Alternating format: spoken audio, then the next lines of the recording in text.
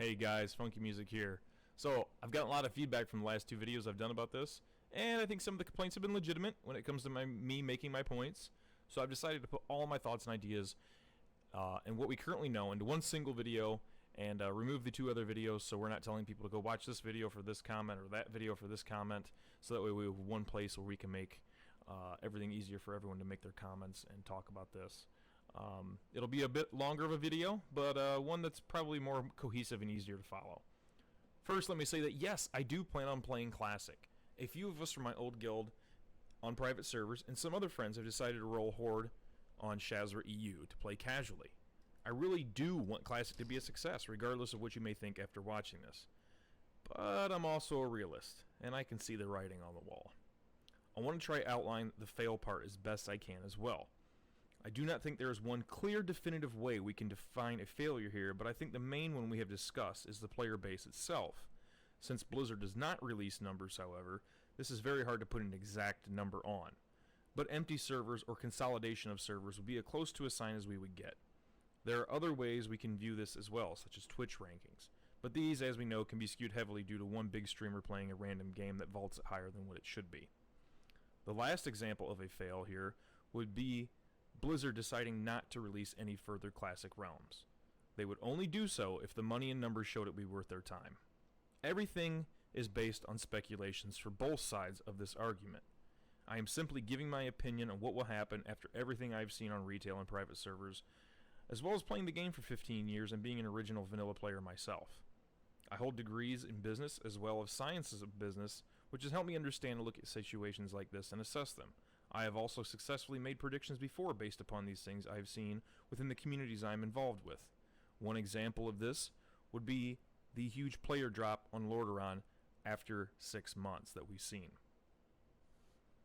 Millions of players. One of the most common things I have seen in response to my videos and online threads has been that there are millions of private server players or just millions of players who want Classic. Let's start by debunking a few of these.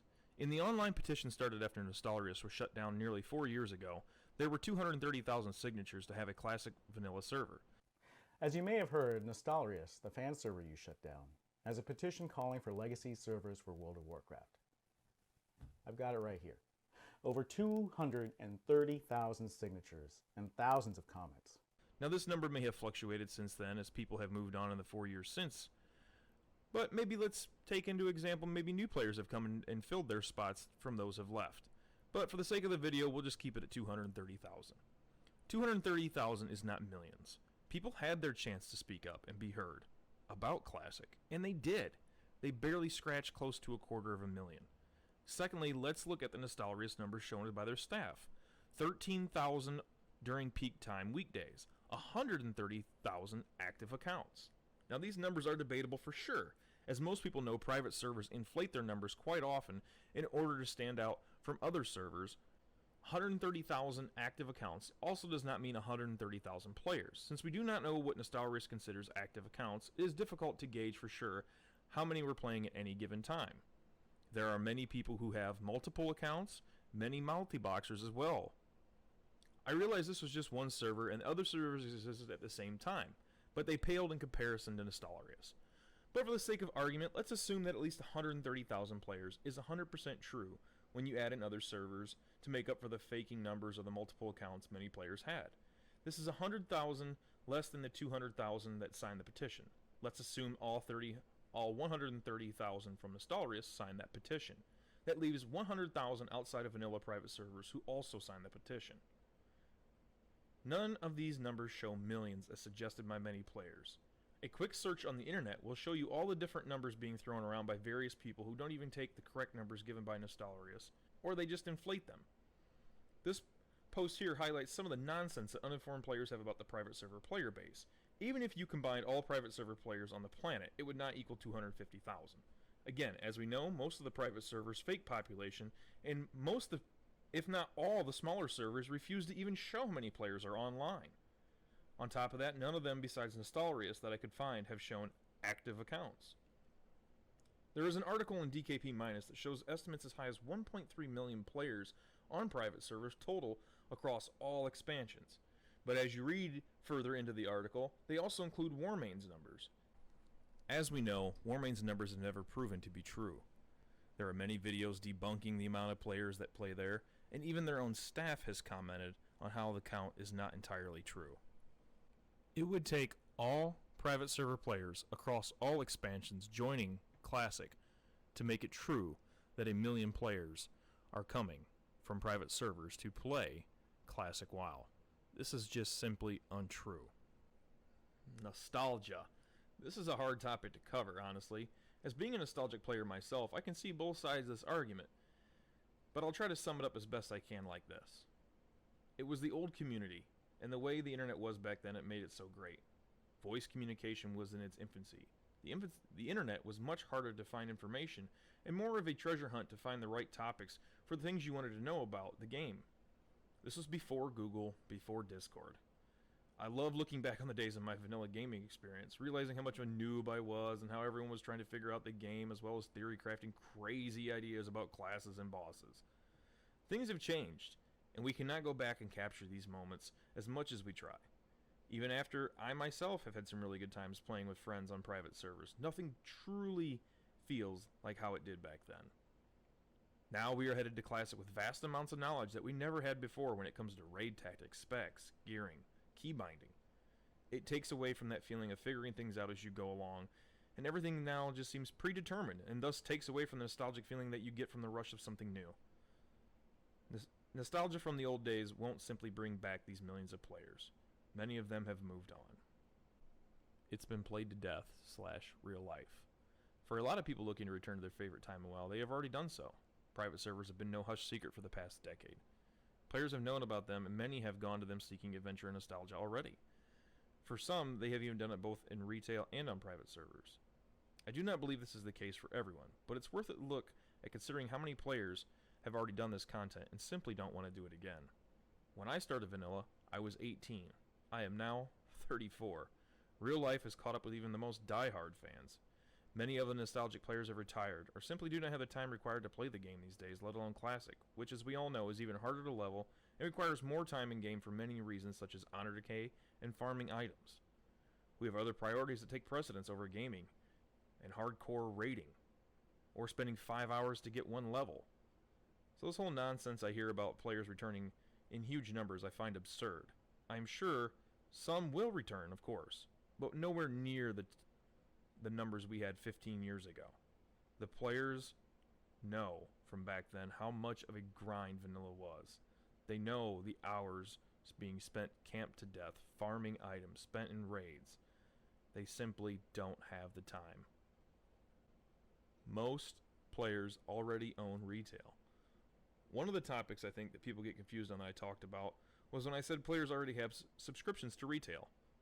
Some people think there will be this huge influx in subs for Classic, when in reality a lot of these players already play retail currently. Take me for example.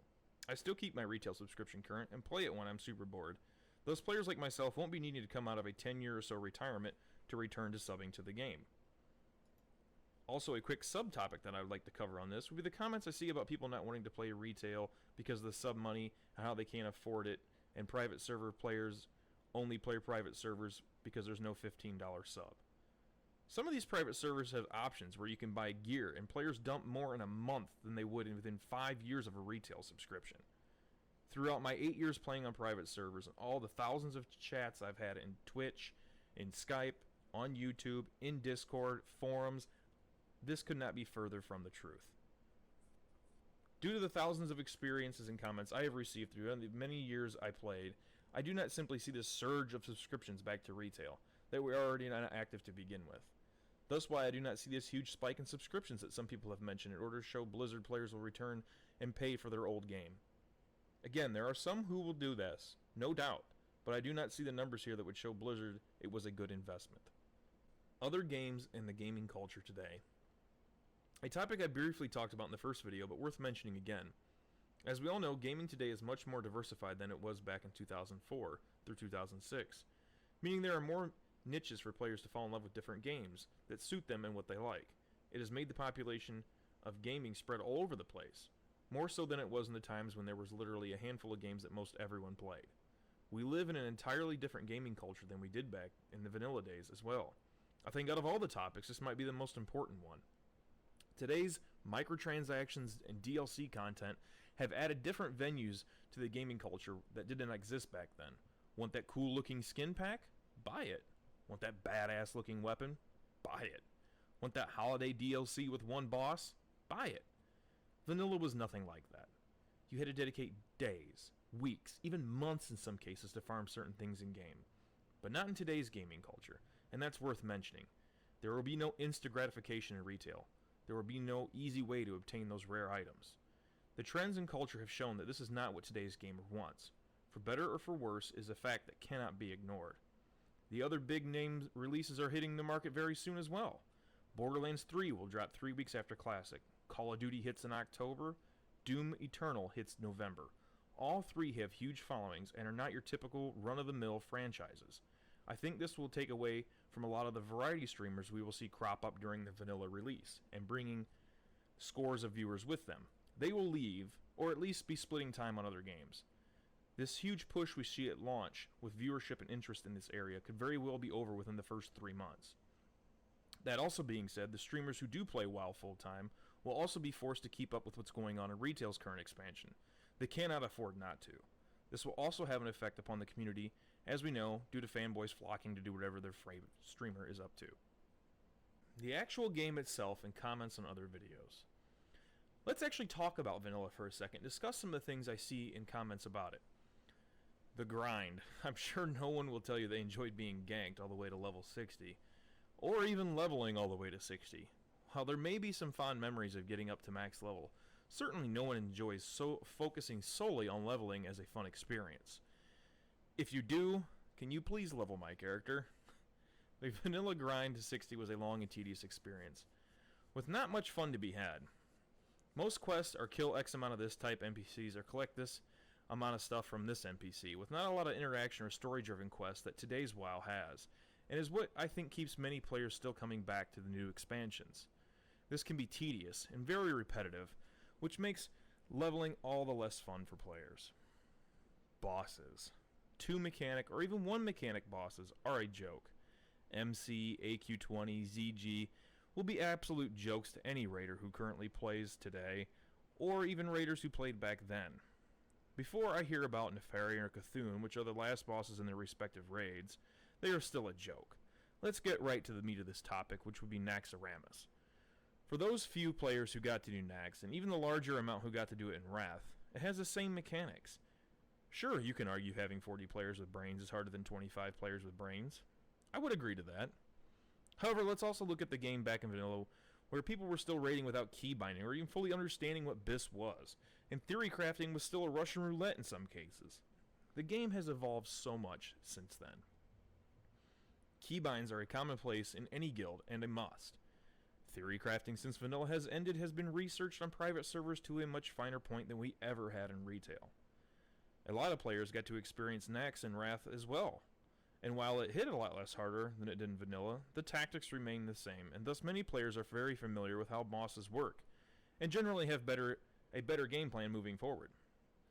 Everyone knows everything about classic WoW these days. If guides have been formulated and gone over 1,000 times since then, strategies, specs, and best in slot items have evolved on private servers, which, by the way, are not that far off as people claim they are in terms of how retail vanilla was, especially in the case of Naxxramas and Light's Hope. Basing the player base off forum posts. Forum posts translate into what exactly? The 3 forums from the 3 realms I played in retail are filled with people talking about the old days, and not necessarily about returning to the game either.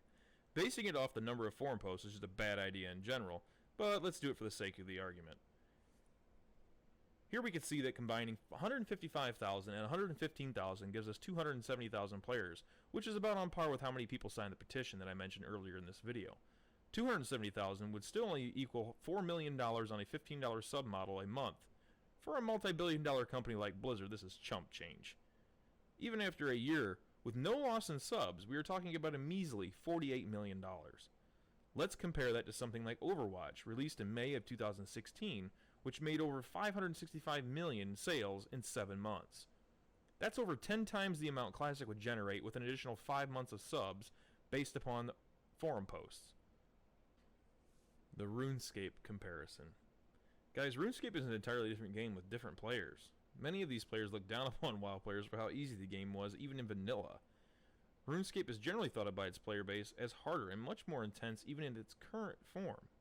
You can't compare one game to another. There have been many other classic games released that have simply just failed. What do I mean when I say servers will go downhill in 6 months? I mean the player base will move on whether to different games or give up the game entirely. I did not predict the launch of TBC. Blizzard has done that. I simply covered why that would be a bad idea given that Vanilla and Wrath are the most popular private servers, whereas TBC has a very small following in comparison. World PvP will be a huge thing and people will return to play it just for that alone, if nothing else. I'm sure it will happen, guys. I remember those days. Nothing beats a 40-man raid at Terran Mill. But it won't be some huge aspect once people hit 60 and spend more time in capital cities doing raids, doing BGs, which will not be released until later, or out farming in more remote locations. In closing, I hope we have covered everything better this time around and explained my point a bit clearer as to why I think it will fail, and help clear up some of the wacky numbers being thrown out. I really do want Classic to do well, deep down, and lead to a TBC realm, as well as a Wrath realm, so when I'm 50 I can play my favorite games and expansions still. One of the biggest questions that I have, and would love to see the community raise to Blizzard, would be what to do at endgame. Blizzard has yet to announce what their plan is. Will they have Classic sit at endgame? Will they make a TBC and force players to go move to it? Will they make separate realms for separate expansions and leave them at endgame like private servers do? Not knowing how the ending will play out is one of the things holding me back from committing more time that I already don't have to Classic. I hope you guys enjoyed the video, and I look forward to your feedback. As always, you can check me out on Twitch and join our Discord channels in the links below.